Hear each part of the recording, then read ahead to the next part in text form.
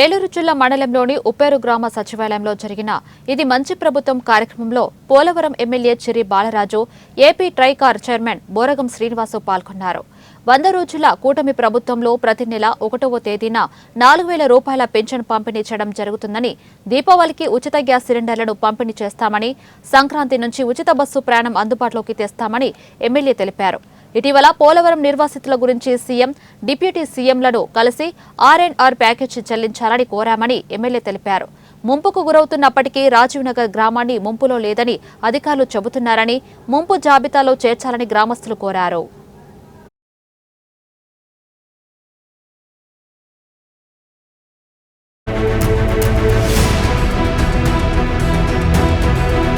ప్రతి ఒక్క సమస్య మీద కూడా ఎన్డీఏ కూటమి ఆ సమస్య పరిష్కరించే విధంగా చర్యలు చేపడుతుంది. అలాగే అధికారులు కూడా అప్రమత్తమై ఆ సమస్యలను వెంటనే పరిష్కరించే దిశగా ఎన్డీఏ కూటమి ముందుకు వెళ్తుంది. అలాగే ప్రజలందరూ కూడా ఏదైతే వారు అనుకున్నటువంటి ఓటు వేస్తే మా రాష్ట్రం అభివృద్ధి చెందుద్ది, అలాగే మా గ్రామం అభివృద్ధి చెందుద్ది అనేటువంటి ఒక మంచి సంకల్పంతో ఈరోజు ఎన్డీఏ కూటమిని గెలిపించారు. తప్పకుండా వారు ఏదైతే మాపై పెట్టుకున్నటువంటి నమ్మకాన్ని వమ్ము చేయకోకుండా ఈ 100 రోజుల పాలనలో అభివృద్ధి ఒక పక్క, సంక్షేమం ఒక పక్క, వీటిని సమకూర్చుకుంటూ ప్రతి ఒక్కరికి కూడా అందుబాటులో ఉండే విధంగా వీటిని తీసుకెళ్తున్నాం. అలాగే ఈరోజు నియోజకవర్గంలో చూసుకున్నట్లయితే గత 5 ఏళ్ల పాలనలో ఎక్కడ కూడా సంక్షేమ పథకాలకి ఇచ్చినటువంటి దాన్ని ఎక్కడ కూడా డైవర్షన్ చేయకోకుండా, వీటి నిధులను సద్వినియోగం చేయకోకుండా దుర్వినియోగం చేశారు.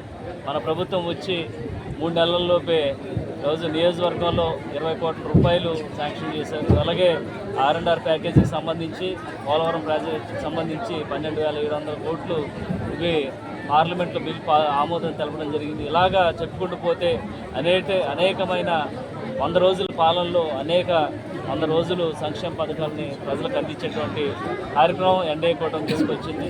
దీనికి కృషి చేసినటువంటి అలాగే చంద్రబాబు నాయుడు గారికి, పవన్ కళ్యాణ్ గారికి మా పోలవరం నియోజకవర్గం తరఫున ప్రత్యేక ధన్యవాదాలు తెలియజేస్తున్నాం. అలాగే గత ప్రభుత్వంలో మన రాష్ట్రాన్ని అప్పులమయం చేసేశారు.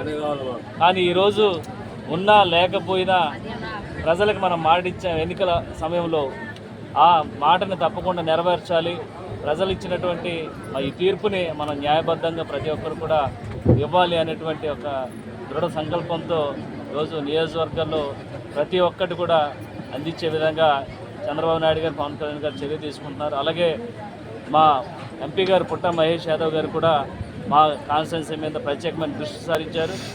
వారికి ప్రత్యేకమైన ధన్యవాదాలు తెలియజేస్తున్నాం. అలాగే రానున్న రోజుల్లో ఎంపీ గారి ద్వారా కూడా అనేకమైన ఫండింగ్ తీసుకొచ్చి మా కాన్స్టిట్యున్సీని అభివృద్ధి చేసే విధంగా పవన్ కళ్యాణ్ గారికి, చంద్రబాబు నాయుడు గారికి కూడా తెలియపరచడం జరిగింది.